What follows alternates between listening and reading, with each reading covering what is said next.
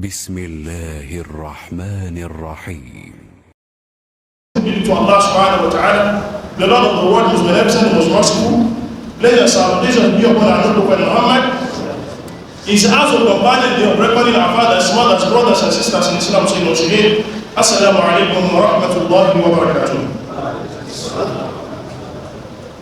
Our topic for today's sermon is ethics and rulings on funeral in Islam. Last week I've discussed about knowing fully that we are going to test death. Every one of us are going to test death. But as a Muslim, after it is confirmed that one of our family and relatives has died, what should be our first step? When you are there, when the soul departed the body, what you should do as a Muslim is to use your hand to cover his face if at all the dead person is opening his eyes. That is the first step. God Muhammad sallallahu alayhi wa sallam, he said, if you are in attendance when someone died, make sure you cover their faces. You cover their faces. Another thing we should all know about the ethics is that it is permissible for us as a Muslim to cry. It is permissible for us to cry when your loved ones is dead. It is permissible, but for you to shouting or rolling on the ground, saying what is not permissible, saying a lot of things which is not permissible in Islam is what we should try our very best to resist from. Because this is usually known to the part of our women. Because when someone like you see them rolling on the ground, saying a lot of things, saying their helper is gone, their sustainer is gone. Who is our helper? Who is our sustainer other than Allah?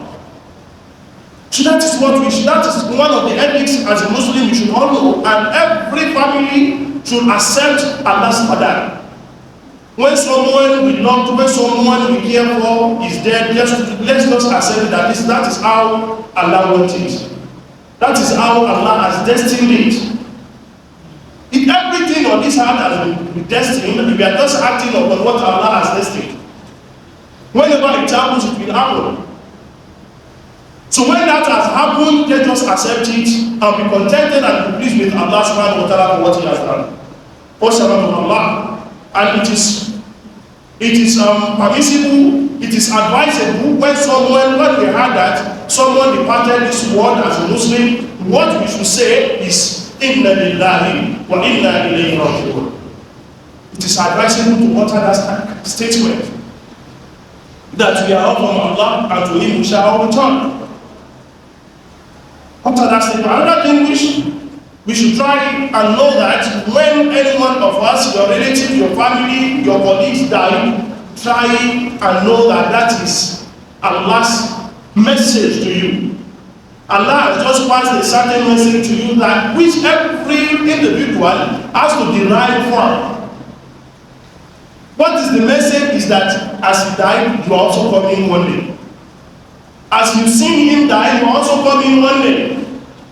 When you have someone there, just remember the day, be thinking how well you prepared about your own death. Be thinking that, hey, one day I will also be announced one day that, hey, that man is dead. That woman is no more again. Allah Akbar. That is life. So just tap that is the message from Allah subhanahu wa ta'ala, which everybody has to learn from. What's the word of Allah? There's one thing we have to understand, that when we are mourning our brothers and sisters, there is permissibility in mourning other than 3 days. You can keep mourning other than 3 days. What I mean by you can keep mourning going, but people going forth and coming, at least it should be within the 3 days of the death. But what I'm going to derive, there's a message I'll try to pass there, which I've said in Yoruba also. Please, there's nothing like for a 3 days without. 7 days fida, 8 days fida, 40 days, 1 year, 10 years to remembrance. There's nothing of such in Islam. We have to understand that. Because Prophet Muhammad sallallahu alaihi wasallam has designed this religion in a perfected way, and Allah subhanahu wa ta'ala has sent a message to Prophet Muhammad sallallahu alaihi wasallam and told him that this religion is complete. So don't add to it. It means Prophet Muhammad sallallahu alaihi wasallam, because he did not do any 3 days prayer, 7 days prayer, 8 days fida, it's just an innovation from some people which I am here to know. You might be saying you want to pray. Yes, Islam doesn't forbid you praying for the dead people. Islam doesn't forbid you giving sadaqah on behalf of our dead people. Yes, we have to. Because Allah will keep rewarding them for that you've done on their behalf. But sitting down, tent, killing cows, drinking, you are adding to their problem, because any drop of alcohol, any tiny sin they committed on that thing you said you are doing on their behalf, any tiny will go back to them. That is why it is advisable immediately that person died, you bury the person, just keep praying individually. You want to do sadaqah for the person, do the sadaqah. You can dig a well for that person on behalf of that person. You can dig a well on behalf of that person. You can give out Quran on behalf of that person, because the more they keep reading every alphabet in that Quran, the reward will be going to the dead person. The word you dug for that person on his behalf, the more they keep drinking from that the water from that well, the reward will keep going to that person. So find something that will be sadaqah jariyah for your dead person, for your dead family, for your father, for your mother that is dead. Find something that is sadaqah jariyah, the continuous reward that will be for them as they're dead. But giving cow rice and frying kose or akara, frying it and you think that is what, well, that's the only sadaqah that you do for them. That's what most of people do for their parents every year, finish. But you have to keep praying for them. Their prayer is continuous, not just one day you gather shade, you gather them, they give lecture. That is not permissible in Islam. That is a very strong innovation. That is an innovation. No scholar of Sunnah will tell you shouldn't pray for your parents. No scholar of Sunnah will tell you not to give sadaqah to your on behalf of your dead parents. No. But they will tell you that whenever you want to pray for your parents, pray for them individually. Pray for them, because that is what Prophet Muhammad said. Whatever goes to dead people after their death is what? Sadaqah jariyah. What is Sadaqah jariyah? What are the salihin? The righteous child that prays for his family, for his father after his death. Prophet Muhammad did not mention organized prayer with Afa or with imams. No. You send prayer to them. You pray for them. Every of your prayer, you pray for them. Not freely one.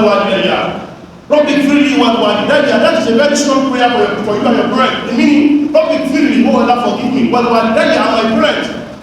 And Allah subhanahu wa ta'ala has directed us to keep praying for our parents. Rabbi freely, Rabbi rahamhuma, kama rabbayani saghira. That is the prayer of Prophet Muhammad gave us.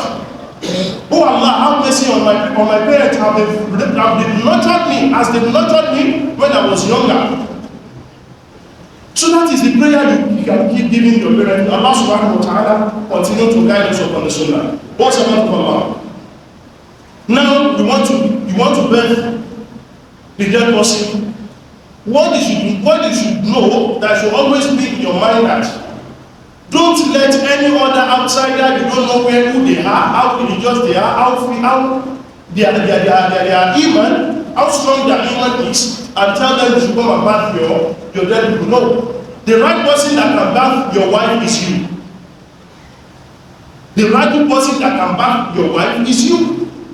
The right person that can bath the husband is the wife.